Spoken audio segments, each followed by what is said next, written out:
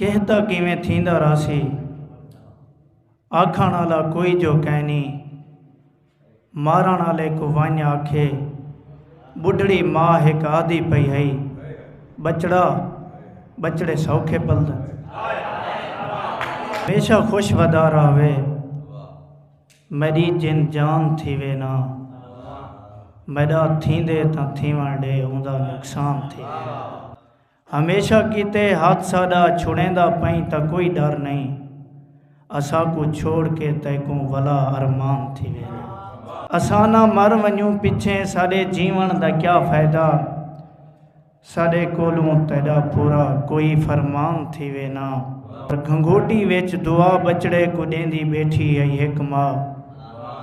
उंदे नस्लें दा वत नौकर मेरा ए खान थी वेना मेहरबानी बुढ़ड़े दा जे दुख समझूं पहाड़ें तू भी वजबर है जेकें धीरी दी शादी लियूं कठा सामान थी वेना तू अपने मन दियां ईदां दसा किवें करे से वक्त अना तेरी तेरे कोलों जेकर कुर्बान थी वेना मेरा अरशन मेरी हालत नजर दी नहीं पई तैकू